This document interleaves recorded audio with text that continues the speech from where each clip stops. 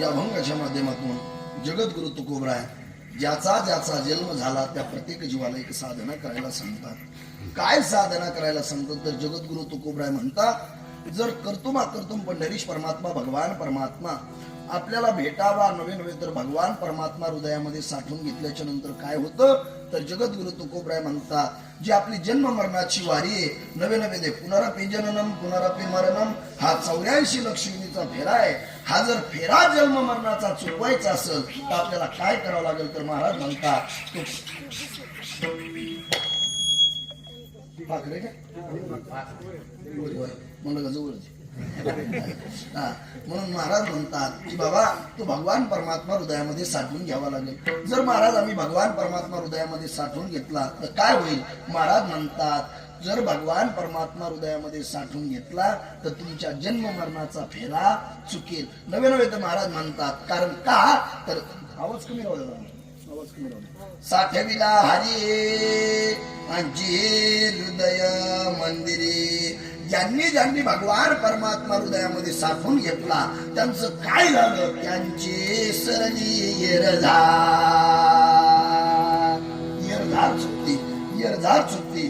मग महाराज म्हणतात जर आम्ही तो भगवान परमात्मा हृदयामध्ये साठवून घेतला तर काय होईल? महाराज म्हणतात तुमची सुद्धा जन्म मरणाची येरझार चुकेल। मग महाराज येरझार चुकवण्याकरता तो भगवान परमात्मा हृदयामध्ये साठवून घ्यावा लागेल। याच्या आधीवर ज्यांनी ज्यांनी भगवान परमात्मा हृदयामध्ये साठवून घेतला त्यांची येरझार चुकली का? महाराज म्हणतात तुका पंढरीशी गेला आणि पुन्हा जन्मा नाही आला। अरे तुकोबरा एकदाच पंढरपूरला गेले, थोडा तुकोबरा एकदाच पंढरपूरला गेले तर पुन्हा जन्माला आले नाही।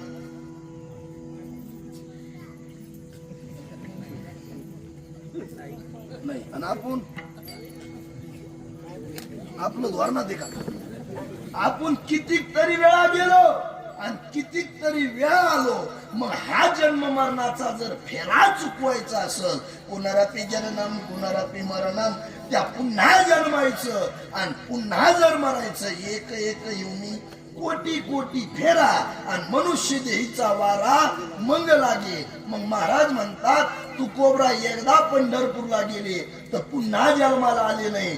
आपण भगवान परमात्म्याच्या वाऱ्या करू करू पंढरपूरला जाऊ जाऊ नुसते बिस्किट नाही बिस्किट खाऊ खाऊ बेजार झालो पण पुन्हा आपल्याला जन्माला यावं लागतं। मग महाराज आम्हाला सांगा जर आम्हाला पुन्हा जन्माला यायचं नसेल तर याच्या करता काय करावं लागेल? महाराज म्हणतात तो भगवान परमात्मा हृदयामध्ये साठवून घ्यावा लागेल।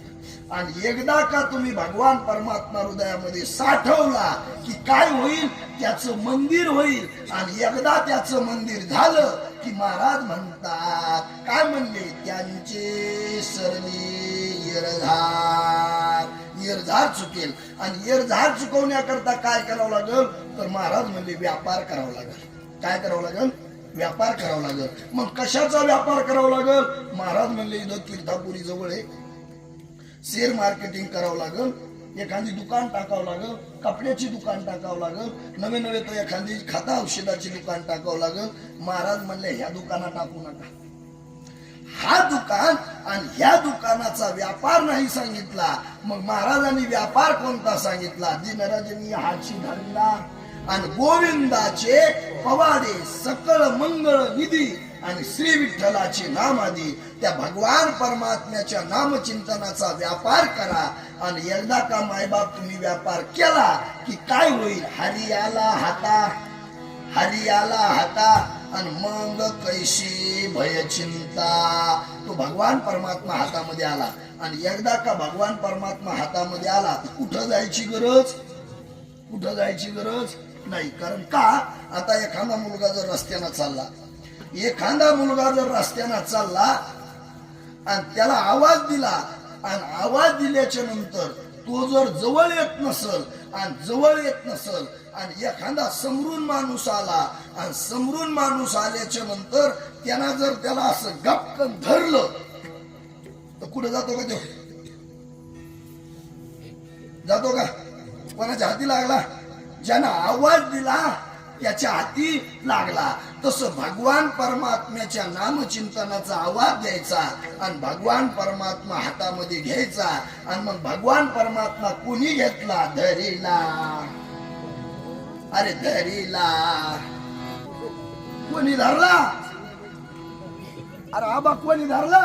धरीला पंढरीचा चोर, धरीला पंढरीचा चोर, पंढरीचा चोर, धरीला पंढरीचा चोर.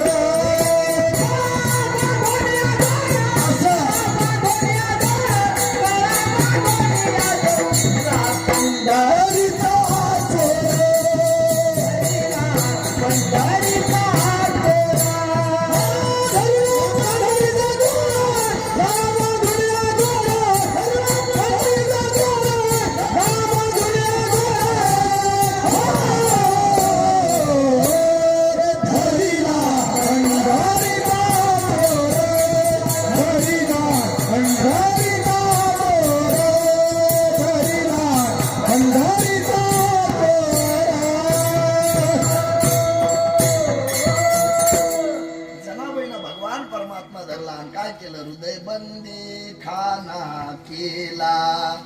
अरे हृदयबंदी भगवान परमात्मा हृदयामध्ये साठवून ठेवला. नवे नवे तर भगवान परमात्मा हृदयामध्ये साठवून ठेवला. जनाबाईची सुद्धा जन्म मरणाची वारी चुकली. आणि महाराज म्हणतात शेवटच्या चरणामध्ये, तू का म्हणे हरी आणि काही उरू देऊ दे. काहीच आमच्या जीवनामध्ये शिल्लक राहिलं नाही. आमच्या जीवनामध्ये काही शिल्लक राहिलं नाही. नवे नवे तर गवळणी भगवान परमात्म्याची एवढी भक्ती करत होत्या, एवढी भक्ती करत होत्या की गवळणी म्हणजे भगवान परमात्म्याला आत हरी बाहेर हरी आणि हरीने घर कोंडिले. नवे नवे तर द्वापार युगामध्ये भगवान परमात्म्याची एवढी भक्ती केली गवळणीना, एवढी भक्ती केली. किती भक्ती केली? हरीने माझे हरीने चित्त, हरीने माझे हरीने चित्त,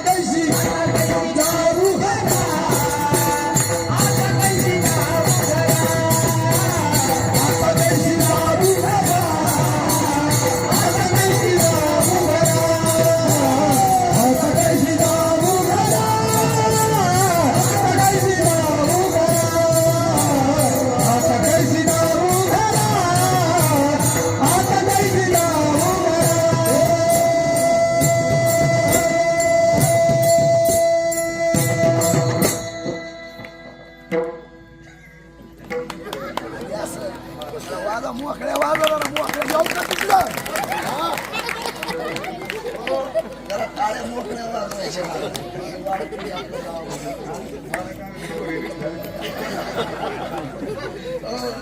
असं मस्त पैकी आनंदी भोगायचं महाराज.